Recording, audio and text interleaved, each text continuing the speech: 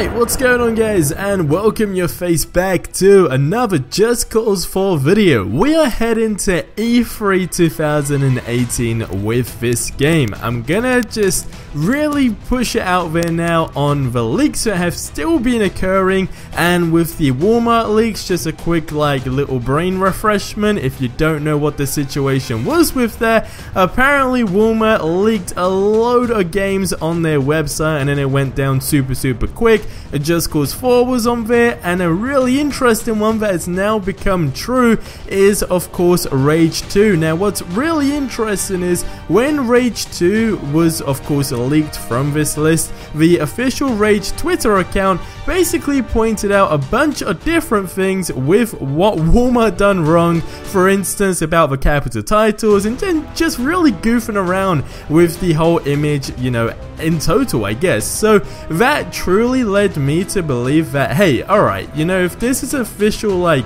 game Twitter account that are doing this, a big part of me now just feels it's a troll, they're pointing out the troll, and that really is where it ends. And then of course a couple of days later, they went ahead and announced their game Rage 2, which really looks incredible. And a little fun fact, it's actually running, I believe, on the Just Cause engine in general, which is going to be interesting to see, but from what we've seen off the game so far, it looks really good. But that's just one thing that really blew my mind, that of course has come true. I will mention Christopher Sundberg again. He did say that we will literally shit a brick when we find out the game they are working on. And then the last thing, which is very crucial, is coming from Yan2295 on Twitter. Now, if you guys don't know who this guy is, he is a big guy on Twitter, and the things he predicts 99.9% of the time just come true. Alright, they come true,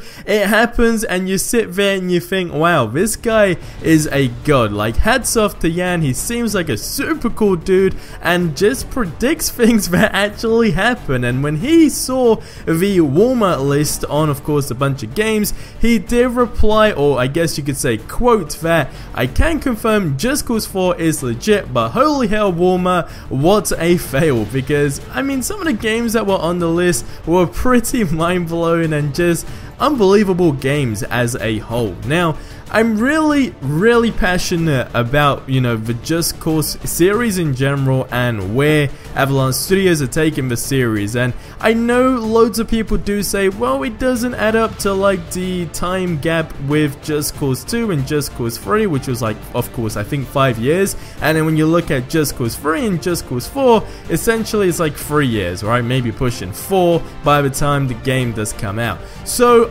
yeah, we could probably be delayed all the way until 2019's E3, but I think we are definitely getting something at E3 2018. Whether it is just flat out a teaser to say, hey, Just Cause 4 is in the making, or simply a kaboosh, you know, hey, here's some screenshots and that's it now until next year. But I can feel it, we are definitely getting something. And one thing that's been playing on my mind since I've been making the videos for the Just Cause 4 leaks going around is, when you look at the time gaps, right, sure, you might think as a game developer, do I need to stretch out the game a little bit longer till I release another one? But then you can kind of look at the previous success. We've mentioned so many times before, I believe Just Cause 2 did statistically do better than Just Cause 3 in sales, which is kind of crazy because I guess Just Cause 3 felt bigger. I mean, when you take a look on YouTube and all that, there was a whole bunch more coverage on the game.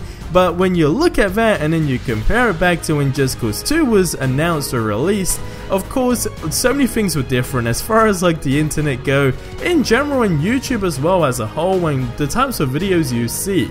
So that's probably one reason, but I feel they're gonna see that time gap, see that people still remember Just Cause 3, and they have really taken people's opinions, and that would be the smartest way to go about it. Because my biggest fear, at least, is if you were to drop a game game, and yeah, loads of people play it, but then they run out of things to do, and it really is missing a core element. The last thing you want to do is just release your game like years and years later, even though you know it might get like the, you know, publicity, but you don't want people to forget the game that was still great and super fun to play. So whilst it's still kind of fresh in people's memories, they still remember what to do in the game, why not go ahead and drop the new one? But guys, this is going to be my last video until E3 now, 2018. Square Enix are heading up this freaking E3 event with a bunch of cool games under their belt. Avalanche Studios, we got Rage 2, everything's looking great, but I have more faith that Yan has confirmed it, more or less, because